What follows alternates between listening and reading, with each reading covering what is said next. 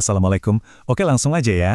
Hari ini kita bakal ngebedah topik yang benar-benar dalam dan serius banget, yaitu soal eskatologi, atau gampangnya, realitas kehidupan setelah kematian, plus konsekuensi abadi dari semua perbuatan kita di dunia.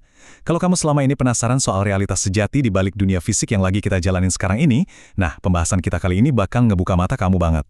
Gak usah panjang lebar lagi, yuk langsung kita bongkar esensi dari peringatan ilahi yang super tegas ini. Sekarang coba dibayangin bentar, pernah nggak sih kamu ada di situasi darurat, benar-benar butuh pertolongan, udah mohon-mohon, tapi malah dicuekin abis-abisan? Pasti rasanya putus asa banget kan? Nah, coba kaliin perasaan putus asa itu jutaan kali lipat dalam konteks yang abadi. Pernah nggak sih kita kepikiran segimana dahsyatnya penyesalan para penghuni neraka? Coba bayangin momen di mana mereka tuh udah mau melas, minta dikasih keringanan dari siksaan yang luar biasa sakitnya. Tapi bukannya diselamatin, permohonan mereka malah dibalas sama keheningan mutlak atau parahnya lagi, hinaan. Kenapa bisa gitu? Ya karena pas dulu masih punya waktu dan kebebasan, mereka milih buat abai. Mereka ngelewatin gitu aja kesempatan buat taat. Ini bukan sekedar cerita kiasan loh, ini benar-benar potret nyata dari kelalaian kita sebagai manusia. Biar lebih jelas, kita lihat dalil utamanya nih. Coba dengerin baik-baik firman Allah ini. Qala ikhsa'u fiha wa la tukallimun. Yang artinya, dia berfirman, tinggallah kamu di sana dengan hina dan janganlah berbicara denganku. Surat Al-Mu'minun ayat 108 ini ibarat puncak dari semuanya, ngeliatin dengan sangat gamblang gimana rasanya permohonan yang sama sekali nggak digubris. Coba rasain deh bobot dari kalimat itu. Sang pencipta alam semesta sendiri yang bilang, janganlah berbicara denganku. Wah, ini benar-benar nutup pintu harapan rapat-rapat buat mereka yang nolak kebenaran. Ini tuh momen final di mana komunikasi diputus total, rahmat dicabut, dan kehinaan abadi dimulai. Benar-benar tamparan keras yang sengaja diturunkan, biar kita semua langsung melek secara spiritual.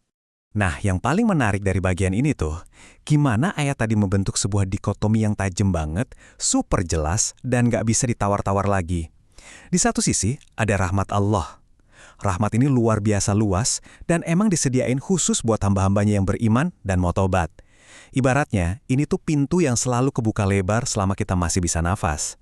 Tapi di sisi lain, lihat deh kontras mengerikan yang jadi lawannya. Siksaan yang sangat pedih. Ini adalah hasil akhir yang mutlak buat orang-orang yang terus-terusan asik tenggelam dalam dosa tanpa ada niatan buat balik arah. Pemisahan nasib ini benar-benar final. Nggak ada tuh yang namanya zona abu-abu. Pilihan yang kita buat hari ini, detik ini juga secara langsung bakal nentuin kita bakal ada di kubu mana buat selamanya.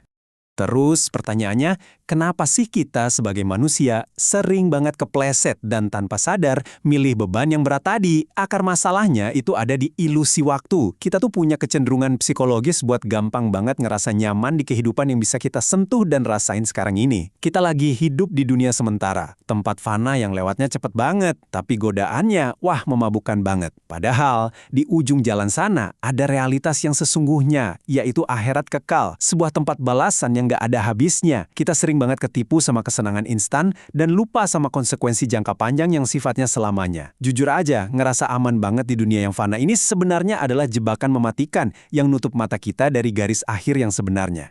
Jadi, poin krusialnya nih, apa sih langkah nyata yang harus kita ambil setelah paham peta realitas ini? Ada dua pedoman utama yang mendesak banget buat diaplikasin sekarang juga. Poin pertama, jangan pernah nunda-nunda tobat.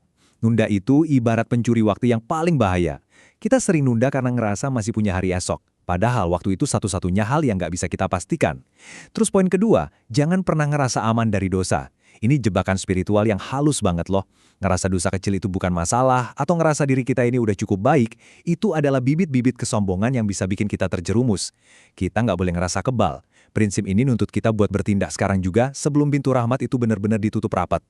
Maukah kamu ngamanin masa depan abadimu mulai hari ini juga? Pada akhirnya, setelah meresapi peringatan ilahi ini, yuk kita tutup pembahasan ini dengan merenungkan sebuah doa kolektif yang indah. Kita memohon perlindungan secara total kepada Allah dari ngerinya azab api neraka. Kita juga minta supaya hati kita dilembutkan, karena kalau hati udah lembut, ketaatan itu bakal kerasa gampang dan gak jadi beban. Dan yang paling utama, kita memohon supaya dianugerahi akhir yang indah, wafat yang diberkahi, atau husnul khatimah. Amin. Allahu a'lam bisyawab. Semoga konten ini bermanfaat. Jangan lupa sebarkan kebaikannya dengan tombol share dan dukung kami dengan like dan subscribe.